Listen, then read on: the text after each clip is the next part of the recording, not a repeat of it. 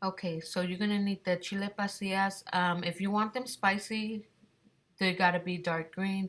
If you don't want them spicy, make sure they're a little bit lighter in color.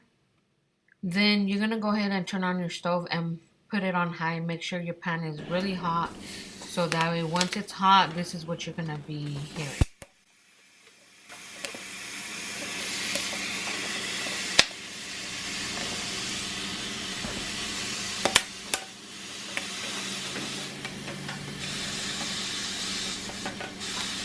Alright then, so this is how they're gonna look once they are done, and I'm gonna go ahead and put it into this container.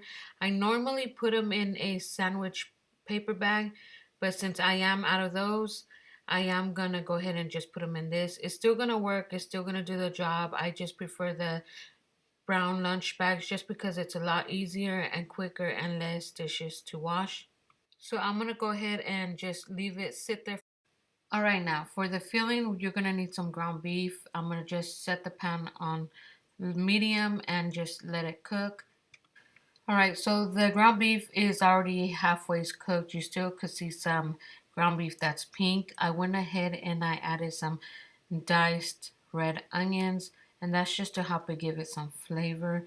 So you're just gonna go ahead and let that cook. I've also added some salt and a little black pepper, and I'm gonna just go ahead and let that fully cook now. So I'm gonna just leave it on low and leave it alone. All right, so as you can see here, the ground beef is cooked already. So what I'm gonna go ahead and do is add some shredded mozzarella cheese on top. And then I'm just gonna go ahead and set it to a side and just leave it melt on its own with the heat of the meat.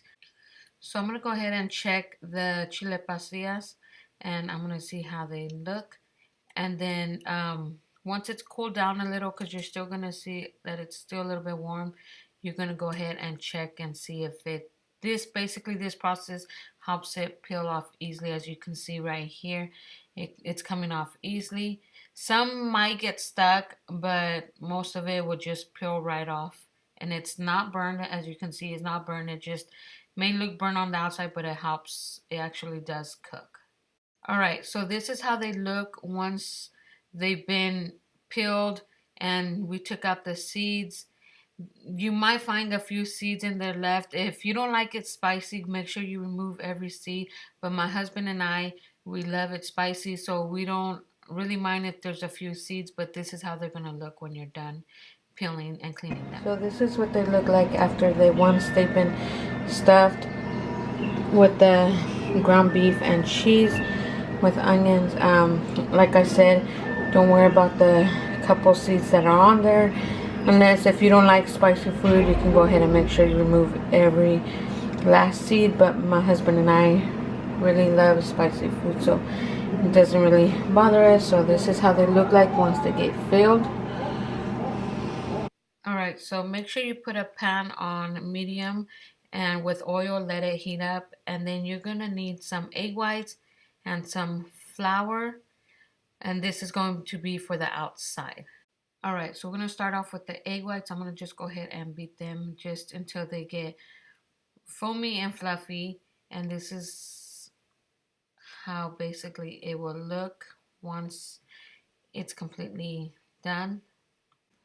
And now you're going to go ahead and take your stuffed chile pasilla and you're going to roll it in flour first and then into the egg white batter.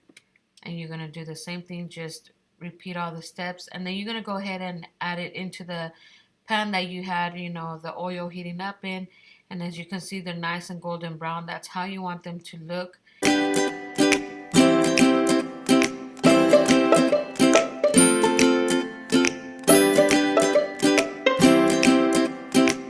Once they start getting done, you're going to go ahead and get a plate with some napkins just to help drain the excess oil that it has, and you're just going to sit them on there, and you're just going to go ahead and make sure they're all fully cooked and they look nice and golden brown on all sides. So once they're all completely done, this is how they're going to look. Now to make the juice for the Chile Rellenos, you're going to go ahead and get a pot of water, and you're going to go ahead and put it on high and just let it sit there and come to a boil. Alright, to make the juice for the chile rellenos, you're going to need a chicken flavor bouillon. This is going to give it the flavor. And then you're also going to need the maicena, which is cornstarch. This is going to help thicken the juice. And then you're also going to need some paprika. This is going to give it the color. And you're going to need some water to mix it with. And you're also going to need a bowl and a fork. In this bowl, all I have is the maicena, which is the cornstarch, and the paprika. You're just only going to mix those two with the water. And you're going to mix until there's no clumps.